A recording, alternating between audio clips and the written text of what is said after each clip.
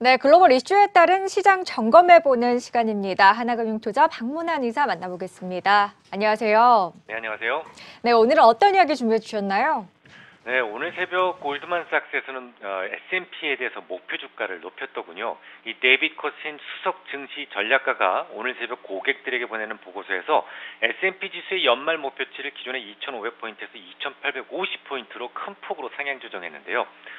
증시에서는 얼마든지 말을 바꿀 수 있습니다. 저 역시도 바람의 방향이 바뀌면 늘 말을 바꾸고 있으니까요. 하지만 이 목표 주가 상향 이유가 조금 마음에 들지 않습니다. 저는 바로 어저께 세제 개혁안이 적어도 올해 안에는 통과되기 어려울 것 같다라는 전망을 해드렸는데요.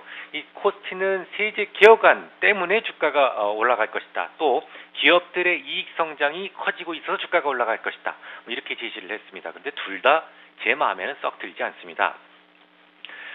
기업의 이익은 워낙 물가에 대해서 가변적이기 때문에 물가가 오를 수 있는 구간에서 기업 실적을 기준으로 적정 주가를 논하는 것은 매우 위험한 일이죠. 예전에 들어드렸던 예를 다시 한번 소환해보죠. 새우깡의 가격을 500원에서 1000원으로 올리더라도 이름만 신새우깡으로 바꾸게 되면 실질적으로는 100% 올렸지만 기준은 새롭게 신새우깡이 되기 때문에 물가에 대한 영향을 거의 주지 않는다라는 말씀을 드린 바 있었어요. 이처럼 우리가 보고 있는 물가 지표는 대부분 바닥에서 붙어서 꼼짝도 하지 않는 것처럼 보이지만 우리가 느낄 수 있는 체감 물가는 매우 강하게 상승 중이다라는 것이죠. 아무튼 실질 물가가 강하게 상승하는 상황에서 기업의 실적을 기준으로 어떤 적정 주가를 논하는 것은 마치 한강 위에 종이배를 띄워놓고 그 종이배 옆이 우리 집입니다라고 하는 것과 다르지 않습니다. 좀 더 자세하게 설명을 드리죠. 기업의 어떤 비용이 발생하게 되면 그 비용이 증가한 것을 결코 수용하지 않습니다. 곧장 물가 상승분을 소비자에게 전가를 시켜버리죠. 예를 들어서 아이폰 7이 100만 원이었는데 요번에 출시되는 아이폰 X가 140만 원이 됐다고 가정해 보겠습니다. 그런데 똑같은 물량이 팔렸어요. 작년하고. 그래도 이미 140만 원으로 올랐기 때문에 매출은 곧장 40%가 증가하는 겁니다. 기업의 이익은요. 역시 같은 물량이 팔렸다고 하더라도 거의 40% 증가하게 되는 것이죠. 결국은 기업의 이익을 기준으로 적정 주가 수준을 전망하는 코스피의 생각은 문제가 있다라는 겁니다. 기준이 흔들리는데 그 흔들리는 기준을 절대 주가의 기준점으로 잡았기 때문에 앞으로 주가가 상승하면 할수록 목표 주가는 오르는 주가를 따라가면서 후행적으로 계속 상향 조정하게 될 수도 있다라는 얘기죠. 그래서 오늘은 고수들이 주로 쓰는 노하우 하나를 일러드리도록 하겠습니다. 주택시장을 기준으로 잡는 방법인데요.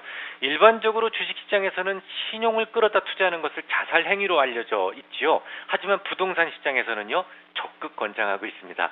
실제로 부동산을 구매하면서 현금 100%로 구매하는 사람 별로 없죠. 어느 정도는 타인 자금 비중이 차지하게 되는데요. 게다가 부동산은 덩치가 워낙 크기 때문에 많은 비용이 소요돼서 이 태생적으로 금리에 가장 민감한 자산일 수밖에 없습니다. 결국 중립금리 이상으로 시장금리가 상승하게 되면 주식시장보다야 훨씬 더 금리에 민감한 부동산 시장이기 때문에 가장 먼저 반응을 하고 꺾이게 되는 것이죠. 그런 이유로 부동산 시장은 언제나 주식시장보다 늦게 출발하고도 항상 주식시장보다 먼저 고점을 만드는 특성을 수십 년 동안 보여왔습니다. 이런 특성을 잘 이용만 할 수 있다면 주가의 고점을 누구보다도 먼저 알 수 있다는 것이죠. 그럼 실전에서 써먹을 수 있는 구체적인 수치를 제시해 드리도록 하겠습니다. 마침 이번 주에는 주택 관련 지표 발표가 참 많았는데요. 얼마 전에 주택 착공 건수가 발표되었고요. 오늘 새벽에는 기존 주택 매매가 발표됐죠. 착공 건수는 변동성이 크고 계절적 영향을 많이 받기 때문에 반드시 계절 주중치를 기준점으로 잡습니다. 대략 전년 동기 대비로 착공 건수가 25% 이상 줄어들게 되면 이제 조만간 주가도 고점이 올 것이다 라고 생각하시면 됩니다. 얼마라고요? 25%입니다. 그럼 이번에는 거래량을 보죠. 기존 주택의 경우는 물론 판매량이 중요합니다만 현재처럼 공급 물량이 터무니없이 작아서 판매량에 왜곡이 생길 때는 이 판매량 자체는 중요하지 않습니다. 오히려 중간 가격, 판매 중간 가격을 눈여겨보실 필요가 있는데요.